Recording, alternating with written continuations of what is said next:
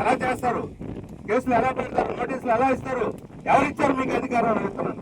చట్టం ప్రకారం ప్రభుత్వ భూములు అనుభవించేటువంటి హక్కు పేదవాళ్ళకి భూములైనటువంటి వ్యవసాయ కూలీలకు మాత్రమే ఉందని చెప్పి చెప్పదలుచుకున్నాను. ఇది ప్రభుత్వ చట్టం. అవునా కాదా? ఇరిగేషన్ వాళ్ళకి తెలియదా? పోలీసులకు తెలియదా?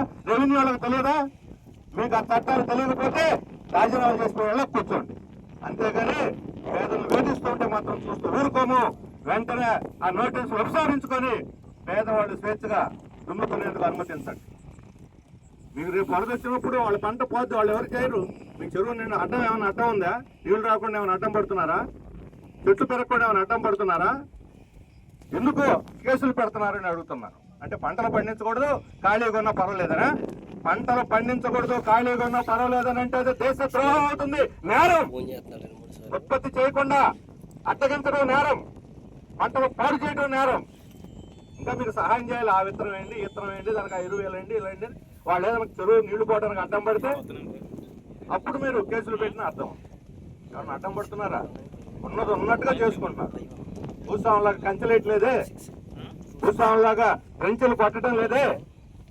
ఎందుకు మీకు అడ్డం వచ్చిందని చెప్పి అడుగుతా ఉన్నాను. అందుకనే ఇప్పటికైనా సరే ఇరిగేషన్ శాఖ వాళ్ళు ఈ భూములు పేదవాళ్ళు దున్నుకోవడానికి అనుమతించండి. రెవెన్యూ శాఖ వాళ్ళు ఈ భూములు చేసుకున్న వాళ్ళకి ఏకసారి పట్టాలు ఇవ్వండి. మేము పర్మనెంట్ పట్టాలు కూడా అడగటం మిమ్మల్ని. చెరువు లోతట్టు ప్రాంతాలు కాబట్టి ఏకసారి పట్టాలు ఇవ్వండి. చట్టం అనుమతిస్తుంది, మీకు తెలుసు. పోలీసు వారికి చెబుతున్నాను, ఈ రెవెన్యూ ఈ భూముల విషయంలో జోక్యం చేసుకోకూడదు.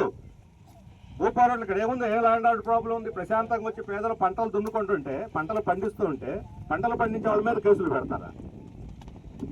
ఈరోజు రాష్ట్ర వ్యాప్తంగా ఇష్టానుసారం భూములు కార్పొరేట్లుగా భూపందారం చేస్తున్నారు.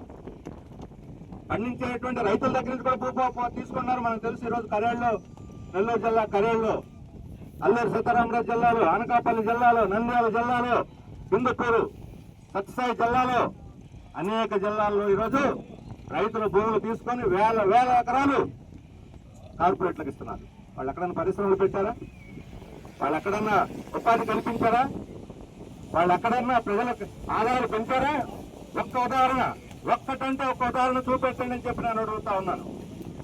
మీరు ఉత్పత్తి పెంచినటువంటి పారిశ్రామికవేత్తల్ని, భూములు తీసుకొని పరిశ్రమలు పెట్టినటువంటి వాళ్ళని ఏం చేస్తున్నారు? వాళ్ళ మీద చర్య తీసుకున్నారా? లేదా వాళ్ళ భూములు వెనక్కి తీసుకొని రైతులకు ఇస్తున్నారా? ఏళ్ల తరబడి ఇక్కడే పక్కన ఉన్న కాకినాడ తోటి 10,000 ఎకరాలు తీసుకున్నారు. రైతులు పోరాడారు, బాబు మా పొలాలు తీసుకోవద్దని. కాదు కూలు అని చెప్పి లాగేస్తున్నారు. ఇప్పుడు 15 సంవత్సరాలు అయింది. ఒక్క పరిశ్రమ పెట్టారా? ఒకటి పెట్టారు, అది కూడా ఇప్పుడు మూసేశారు. ఇప్పుడు ఖాళీకి ఎందుకు చూస్తున్నారు? మూడు కార్పొరేట్ కంపెనీలు మారి 5 ఏళ్లు దాటిన తర్వాత వెనక్కి తీసుకోవాలి, పేదలకు ఇవ్వాలి. నెల్లూరు జిల్లా కృష్ణపట్నం రేవులో రిలయన్స్ దేశంలోని అత్యంత సంపన్నుడు, కరెంటు తయారు చేస్తానని 2,500 ఎకరాలు, 2,500 ఎకరాలు తీసుకున్నాడు. ఇప్పుడు 20 ఏళ్ళైంది కరెంటు తయారు చేయటల్లా. ప్రభుత్వం వెనక్కి తీసుకోదు. చట్ట ప్రకారం 5 ఏళ్ల లోపల పరిశ్రమలు పెట్టకపోతే ఆ భూమి వెనక్కి తీసుకోవాలి. నేను అడుగుతున్నాను, పరిశ్రమలు పెడతాను, ప్రభుత్వాల దగ్గర ప్రోత్సాహాలు డబ్బులు తీసుకొని, రాయితీలు తీసుకొని పరిశ్రమలు పెట్టకుండా, ఉద్యోగాలు ఇవ్వకుండా పారిశ్రామికవేత్తల మీద కేసు పెట్టి జైల్లో తేయండి. మీకు ధైర్యం ఉంటే, దమ్ము ఉంటే అడుగుతా ఉన్నా. చంద్రబాబు నాయుడు గారు సింగపూర్ వెళ్ళారు పారిశ్రామికవేత్తలు రమ్మని.